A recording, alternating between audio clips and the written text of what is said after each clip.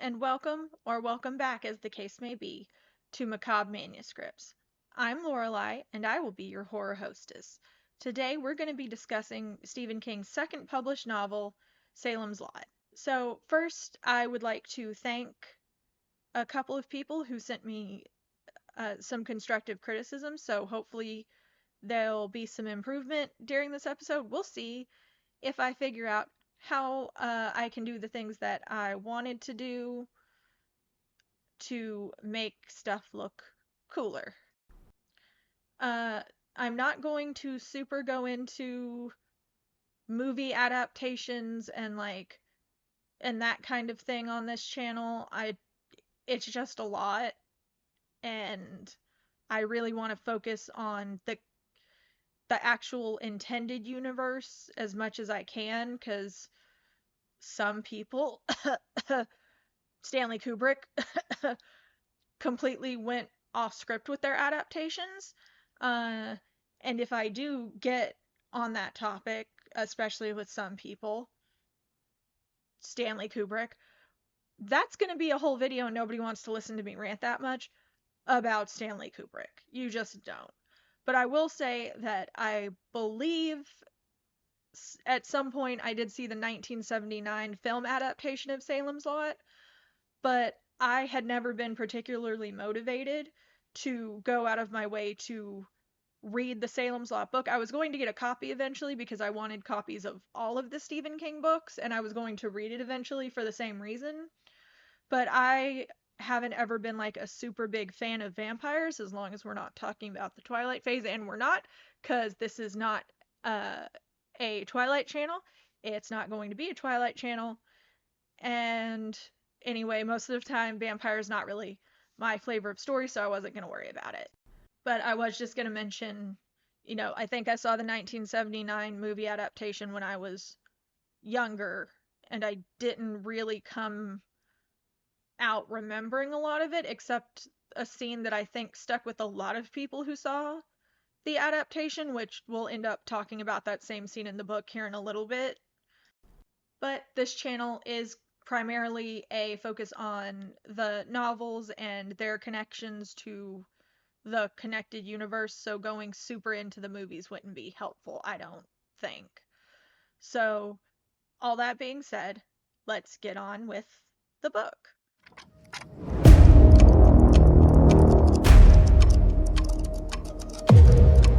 The Goodreads description for Salem's Lot is thousands of miles away from the small town of Salem's Lot.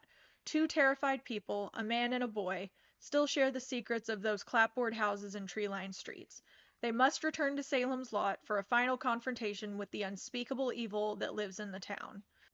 Trigger warnings I'm going to cover uh, for this book, I think, would be harm to children and animals, alcoholism, child death, funerals, morgues, evil children, vampires, and death of a spouse. If I missed any, I apologize. Please put stuff in the comments that I might not have thought of. If this channel helps anybody get into King, I would really like them to come in on a book that is going to be a good kind of scary for them and not a traumatizing kind of scary, or like something that's going to negatively affect them. So please help me help other people start reading Stephen King, I guess. So, just like last time, we're going to start before I start going into like all my opinions and everything. And I think this time I have stuff more separated, like so that things hopefully run more linear. We're going to start off with my summary of Salem's Lot. Ben Mears is an author who, like many authors, if I had to guess, can't really mind his own business. As a child in the town where he grew up, Ben was dared to go into a haunted house and bring out something as proof to the other kids who were waiting on him. Ben managed to grab a snow globe before being absolutely horrified by the sight of the ghost of the previous owner, who had killed himself years before, and fleeing the house. As an adult, and after having a traumatizing adult experience, because those are great, Ben decides that he is going to go back to the town, which is Salem's Lot, to start writing a book on the Marston house, which is the house that he was dared to go into when he was younger. And just, he wants to write a book on Hugh B. Marston, who was the owner of the house, and all of the shady stuff he was doing, and the eventual murder-suicide that happened there. I forgot suicide. Trigger warning for suicide in this book. Yes, at least one. Ben's initial plan is to rent out the Marston house because, as far as he had known previously, that house has just been sitting unoccupied for years. But when he gets back to the lot, he discovers that it has in fact finally been sold. And so he ends up at a boarding house in town with several other residents who live in town. What we know thus far about the owner of the Marston house is that it is a pair of antique dealers who are planning to open up a new antique store in town, which is strange in that Salem's Lot is a very small town, and the thing about small towns is there's not going to be a lot of market for expensive, like, antique furniture. Not like real good, not the good stuff. So once Ben gets settled into the boarding house, he goes out into town, still intent on writing his book, and during his first couple of days in town, or as the story progresses, he meets Susan Norton, Matt Burke, and Mark Petrie, along with several other more what are going to end up being minor characters in the story in town. From a different point of view, we meet Ralphie and Danny Glick, who are on the way to their friend Mark Petrie's house to check out his collection of horror figurines. Not what they told their parents were doing, because kids. On the way, the boys are accosted and Ralphie is captured. Danny makes it back home and the search for Ralphie begins. Shortly after, Danny becomes sick and dies, then rises again after his funeral as a vampire. Ben and the others I previously named, and eventually including a priest named Father Donald Callahan and a medical professional named Jimmy Cody, realize that something is wrong in the lot. People are getting sick and dying or disappearing. Mark Petrie is visited by Danny Glick and manages to ward him away with a plastic cross from one of his horror figurine sets that I was talking about.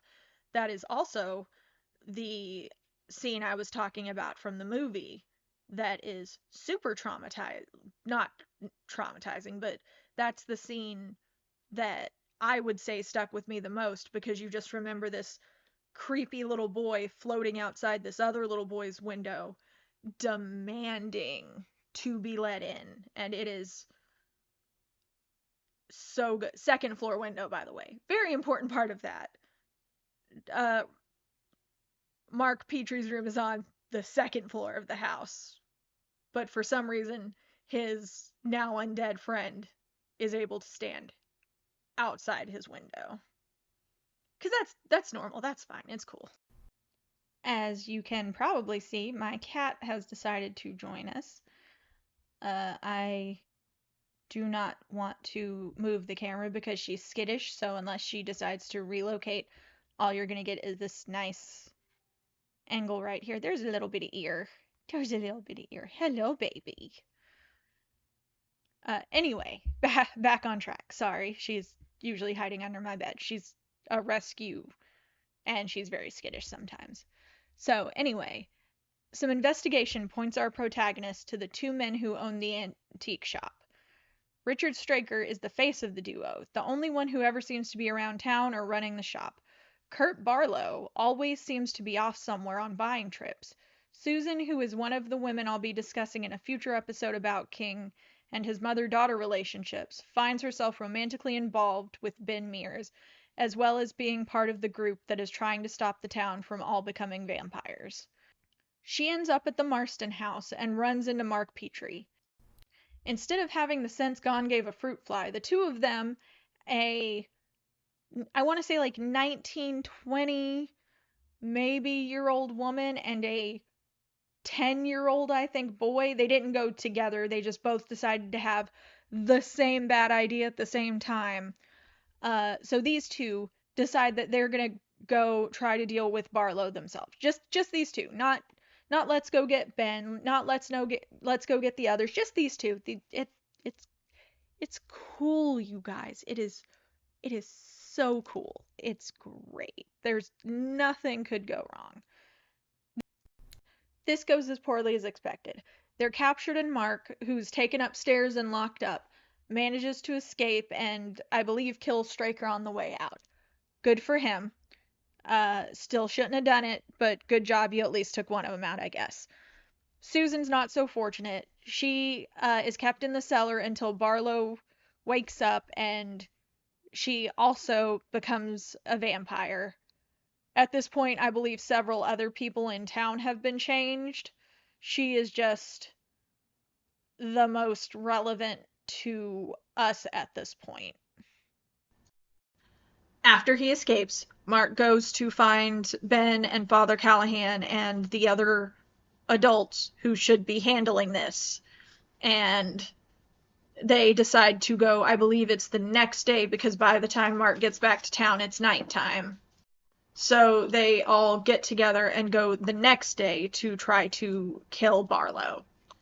Unfortunately, when they arrive, Barlow, correctly assuming that killing or capturing, at this point as far as they know, Susan was going to lead to retaliation, Barlow has fucked right off, because he's been alive this long. He is not stupid. So Barlow has moved locations, but he left Susan behind in her newly changed form. He left a note and everything, because he's just super nice like that. So he left a note basically taunting Ben.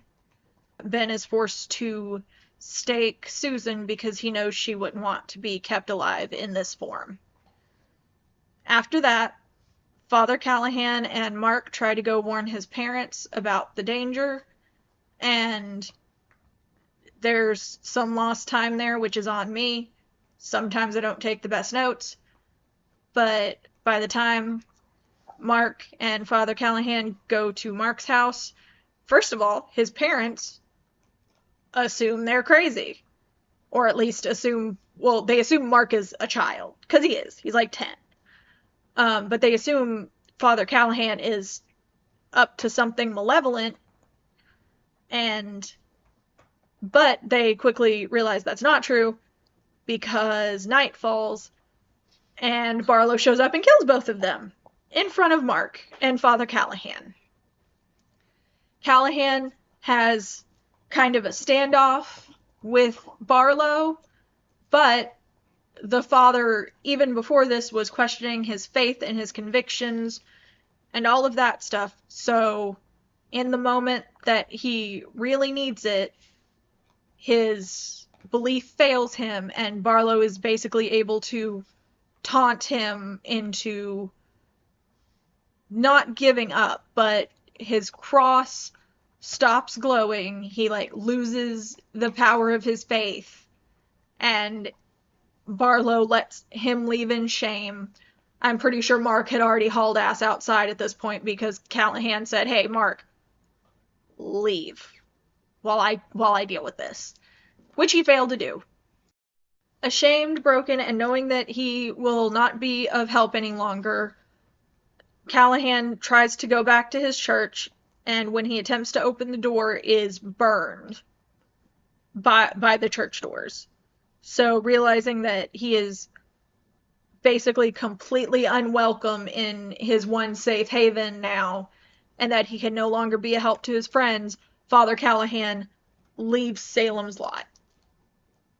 Just, okay, bye. Just goes. By this point in the story, basically the entire town has been changed. Basically the entire town is no longer human. They are all vampires. They are all under Barlow's control. Our heroes find the nest where they think most of the vampires are. Jimmy Cody falls into basically a pit trap that the vampires made, which was they took the steps away from a cellar, put a bunch of knives under the cellar, and Jimmy Cody decided to not look where his feet were going. Good job. So yeah, he falls into basically a pit of knives and vampires. I'm not sure if the vampires were particularly worried about him after he was repeatedly impaled. That should probably be in the trigger warnings too. I'm bad at this. Ben and Mark manage to find and take out Barlow, but flee Salem's Lot with an entire population of vampires still left in town, and now with no leader. After that, the two flee to Mexico for some time. Ben and Mark finally return to the lot, knowing that they can't leave their business there unfinished forever. They go back and forth. They try to discuss how to efficiently hunt the population in town, how to deal with the infestation, realizing that there is no way that they are going to be able to clear the entire town in one day, and realizing that the moment the vampires all realize that they're there, they will become targets of every vampire in the lot. They just burn the place down. Just whole town. Like, light it on fire. So the two of them set the whole town ablaze, hoping that it will kill most, if not all, of the vampires that are still in town, and they leave. So now that that is the basic summary of what we're working with, we're going to move on to my thoughts.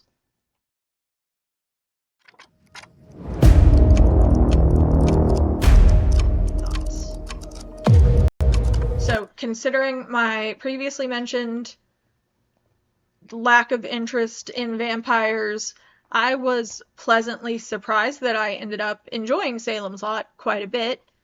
There were several moments I was genuinely afraid for the characters and genuinely scared of Barlow, if not also Straker, because while he was not a vampire, he did have some kind of powers from his master to help him deal with things, I think. Some of the most standout scenes to me from the book were Susan and Mark going into the basement, just the two of them. Another was when Mark and Father Callahan went to Mark's house. I knew it wasn't going to be easy when we were told night was fallen, and I knew it was going to go even worse than skeptical parents after we're told it's night now. Mark, a kid in a bedroom as his former friend is hovering outside his second floor window demanding to be let in, was also particularly effective. I enjoyed how we found out that Barlow, who previously had been doing whatever crazy shit he was up to in another country, learned about the Marston house and how it came into his possession. Straker's position is also an interesting one. It shows that Barlow's been around a while and knows what he's doing. I think it's even implied he's done what he did in the lot in some smaller towns or villages in the past successfully. Not that he wasn't unsuccessful in the lot, just he didn't get to stick around to enjoy the victory this time, I guess. One thing we never really get is the motivation behind why Barlow wants an entire town full of vampires, or several, as the case may be. But I think in this instance, the problem may be more what modern horror has done to my thought process versus there being anything wrong with the story. I say that because a lot of modern horror seems to always have a why factor to it. There has to be a reason. There has to be a reason the bad thing is doing the bad. Less so, I guess, in thrillers, because, like, humans are usually just assholes. Like, the serial killer's just a serial killer most of the time. And I guess also in not so modern horror, Freddy Krueger, Jason Voorhees, Michael Myers, Samara from The Ring all had reasons they were doing what they were doing. Even a lot of King's other antagonists have a reason, even if it's just survival.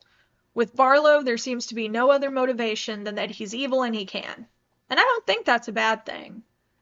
I've complained about it for other things I've read, but until now I don't think I considered how prevalent the humanization of evil things in horror had become. Evil things, even evil humans, shouldn't necessarily need a reason to go out and be evil. Some things can in fact just be born bad. There shouldn't always have to be answers. In fact, I'm pretty sure there are a few franchises that became less enjoyable because we got answers as to their why. Why is this thing around? Why is this thing doing what it's doing? sometimes it's okay that the evil is just evil, and maybe you just shouldn't have poked it. Like, not poking things, not poking things is free.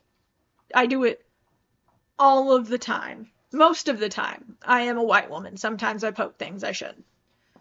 It's my curse. It's mostly animals, though. I've stopped doing most of the really, like, Ouija board-esque stuff that could get me in a lot of supernatural trouble. All that said, Kurt Barlow going out and converting entire towns into vampires because he was just in a silly, goofy mood? Why not? In fiction. In reality, we should definitely continue to study evil people and why they commit mass murders or whatever other evil things, because maybe we can prevent someone else from going down that path later. But in fiction, just let people be evil every once in a while, just because, as a treat. Can we let people just be evil as a treat?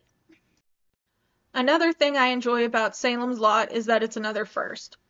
It's the first of King's evil places that have become so corrupted and twisted that not only are they evil, but they draw other evils to them. I think before Barlow came to the lot, its only evil place was just the Marston house. And if I think about it, even at the end of the story, I think the Marston house is still the only actual evil place. There are evil things now living in the town as a whole, but I'm not sure I'd put it on the level of King's two most notable evil places, Derry and Castle Rock, both in Maine, because Stephen King just likes Maine to be evil. Now, obviously, once Barlow's done his work, and everybody in town who still lives there is a vampire, nothing good is going to go down after that point in that town. But it's not quite the same. The same way I'd say, and probably will because I'm sure it will come up in that video, the Overlook Hotel is an evil place, but the town below it, where the Torrance family goes to shop and see the doctor before winter hits, is not. It's just the hotel.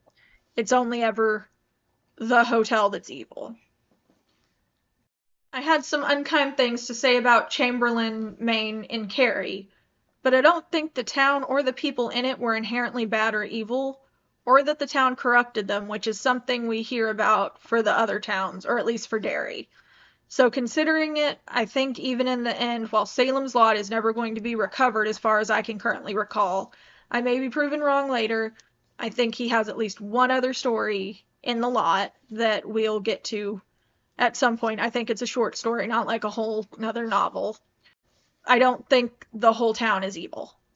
I think it was just the Marston house. Hugh B. Marston killed his wife and then himself in that house, and that was enough to make it a hub that drew in Barlow.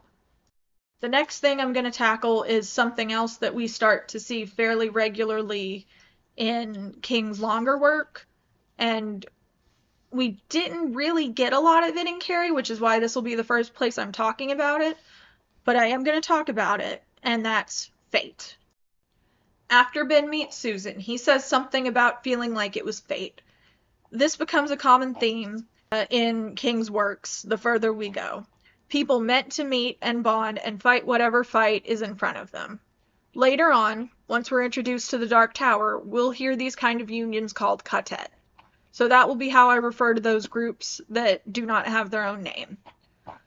So our quartet for Salem's Lot would be Ben Mears, Mark Petrie, Susan Norton, Father Callahan, Matthew Burke, and Jimmy Cody. They are fated to come together to defeat Kurt Barlow. In the end, only Father Callahan, Ben Mears, and Mark Petrie walk away with their lives. I never said being quartet meant you wouldn't end up dead. I'm not proud of that, but I wrote it, so I'm using it. I'm not proud of it. I hope I don't do that again, but I probably will. I can't be trusted. We'll probably discuss Ka more later, but for now, suffice it to say, it's a King-verse word for fate or destiny. Something made sure to line up so that Ben would go back to Salem's Lot, all the people in the group would meet, and that they would all end up being able to believe that vampires who exist in the King-verse version of Earth as TV and movie monsters are also real. Everyone meeting is not particularly out of scope since the lot is a small town, so even without interference, most of the people could have at least been introduced. If I remember correctly, Jimmy Cody isn't from the lot. He's Matt Burke's doctor, and Matt brings him in order to order autopsies or tests of some kind on one of the townspeople who died that was turned into a vampire. The change in this version of vampires is not instant. All the victims were fed on or at least visited multiple nights by whoever infected them. To those not yet touched, it looked like the town was suffering from the onset of some sort of very communicable disease. Once they died, the bodies would go through normal channels, being taken to the morgue, examined, and given funerals. Some bodies were stolen, woke up in their new form, and walked out of the morgue. The quartet needed evidence to prove what was happening to the people of Salem's Lot wasn't just natural causes, because otherwise they just seem kind of loony. The next thing I'm going to go ahead and hit on is the black and the white, which is fairly self-explanatory, but you're going to hear about it anyway, because this is the first book we kind of hear about it in, really. Well, neat. If my audio changed, that's because it turns out I have been using my computer's microphone and not the microphone I paid for that's supposed to make my audio sound good for the last 2 videos. I think it's working now. I hope it's working now. And this is hopefully what audio will sound like from now on, which I hope is better than it sounded before, because laptops are not known to notoriously just come installed with good microphones, which is fair. Anyway, so real quick, we're going to cover the black and the white. During interactions between Barlow and Father Callahan, Barlow a couple of times refers to Callahan as being an agent of the white. Callahan and the rest of the quartet are on the side of good.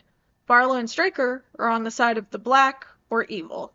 This is a fairly common trope in fiction, white magic versus black magic and all that. So I don't want to spend a lot of time on it specifically. I did just want to mention the black and the white and what that meant, because we will be seeing it continue on and be brought up in King's Worlds as we go along. The next thing I want to hit on is the townsfolk. I wanted to go ahead and talk about the people of Salem's Lot because I spent a lot of time talking about the social behaviors of the town in Carrie, mostly in regards to how Carrie was treated, but this will definitely come up prominently in some of his later stuff. So when there's a town involved, I think it's good to discuss what the more minor members of the story are doing. King's pretty big on perception hopping, which is just how I'm referring to switching between the internal dialogues of characters. Some of these characters are very important, like our quartet, Straker, Barlow, because we do get perspectives from evil, not just the good side of things. We get perspectives from the bad guys too. Others can vary from minorly important or interesting. We see someone inner monologue as they point out that their dog has gone missing, and this does end up being relevant to the story. And then some other instances where we just get super detailed looks into some people's minds, and it literally never matters. It's just a thing King felt like writing. Maybe King just likes hurting feelings, because sometimes he manages to get you attached to random background character number 73, right in time for the bad to get them. Also, I truly and deeply wish I was exaggerating when I say background character number 73 in the context of what is one of his shorter novels. I'm not. There were, by my count, 129 named characters in Salem's Lot. There were 100 named characters in Carrie. Yes, I'm keeping track. Yes, I hate myself and King a little because of it. Most of them had first and last names. A few of them were just first or last names. And I don't think I'm going to keep worrying about keeping track of those specifically, because the reason I'm doing this to myself is so that I can hopefully further down the line better chain together which worlds belong to the same beam, which I will explain later, not relevant to Salem's Lot, and I'm trying really hard not to jump around too much. Anyway, the population of Salem's Lot, fairly tame bunch of people, which is another reason I learned toward just the Marston house being evil and not actually, like, the town being cursed, possessed, however you want to refer to it. The worst people I can recall before Barlow starts infecting people is one kid bullies Mark Petrie and gets his ass handed to him. Go, Mark. Good job. Bully the bullies. And the sleazy realtor who sells Barlow the Marston place. I've been cursed and intend to curse all of you with this knowledge too, because I'm never going to be able to forget it. Said realtor, who is sleazy and a pervert, and who thinks an unfortunate amount about breasts, in his internal monologues, insists on referring to breasts as jahoobies. There. You have to live with that now. I hope that word lives in you and randomly pops up to stress you out like it does me. I hate it. Thank you, Stephen King. I hate it. Hate it. Besides them, we have your classic town busybody, which you expect in a small town, or even a decent-sized neighborhood. You gotta have a busybody somewhere. There's a character who is suffering from alcoholism, but as far as I remember, doesn't cause any harm outside of the harm he's doing to himself because of the alcoholism. I guess two characters, because there is a minor character who is an alcoholic, and then there is Father Callahan, who is also an alcoholic. And everybody knows he's an alcoholic. And has given sermons drunk. He's not doing great. Even before Barlow shows up, he's not doing great. Susan's mother is pushy and manipulative to her daughter.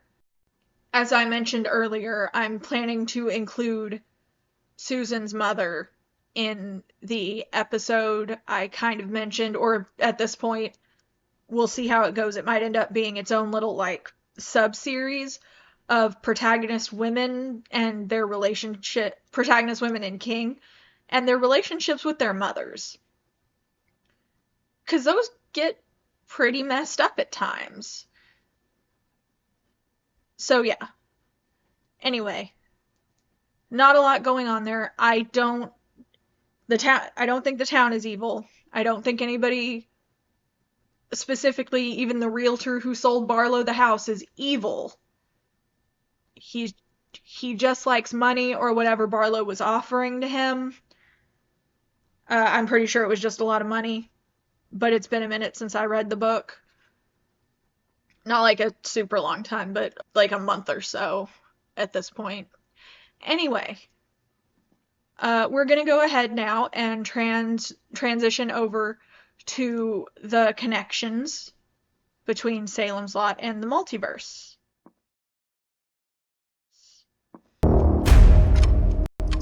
This is a very short segment. We're light on connections to the connected multiverse today, not because there are none, but because outside of there being at least one other story about Salem's Lot, our only connection is one Father Donald Callahan. And all I'm going to say about that for right now is we'll be seeing him again, and not in the lot, not in Salem's Lot. I would say that about does it for the part of the video, the main part of the video, where I'm discussing King. So let's go ahead and switch over to me letting you guys know about a non-King book I read. Today I want to tell you all about The Haunting of Leigh Harker by Darcy Coates. For a while I was getting a book subscription box, and this is what came in their spooky horror box last year. Can you tell I've been sitting on the idea of this channel for a while? There's enough twist in this story to give you whiplash in the best way. In paranormal circles, there can be different classifications of ghosts, and in this story, we deal with several different classifications of ghosts. We have the fairly traditional unfinished business, we have traumatic and sudden death, poltergeist activity, and we have a brave living woman willing to face all the fear and danger in order to help a spirit rest. If you're as gullible as I am, on occasion you may be lulled into a sense of false security. You may even get frustrated with our protagonists because they're being obtuse and avoiding super obvious solutions. When the darkness comes back, it slams its way in and doesn't let up until the final struggle for victory. It was so enthralling, I was already bugging my other book nerd friends about reading it before I'd finished reading it myself. To keep my book collection from becoming a hoard, maybe one day, she sighed longingly. While I had the book subscription, I categorized books into keep and go. Goes eventually went to live at half-price books so I could get some credit and well, buy more books. Let's be real here. The Haunting of Leigh Harker has a firm spot in my keep collection, and I look forward to reading it again if I ever get done with whatever other nonsense ideas I come up with to keep having other books to read.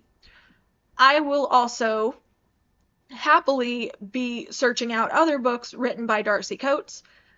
I really enjoyed Haunting of Leigh Harker. I think other people would too. It is a very good book. That about does it for our episode. I hope everybody enjoyed it. I hope if you're here, you've had a good time. If you're here for the second time, thank you. I hope you keep coming back. If you're here for the first time, thank you. Subscribe. Comments are great. Subscriptions are great. Likes are great. I like stuff. Hopefully, before this last little ramble here, there's a bunch of cool transitions and stuff.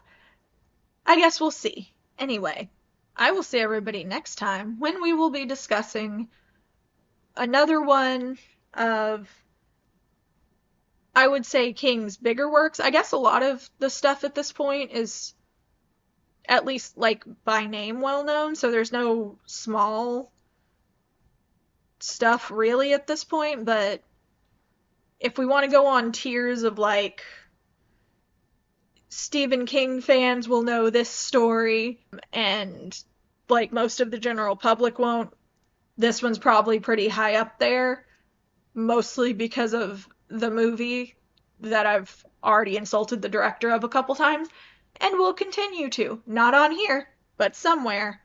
Mostly anytime anybody brings them up to me. Anyway, I will see you guys next time so that we can discuss The Shining. I look forward to it. I hope you do too. I'll see you guys later. Have a spooky day.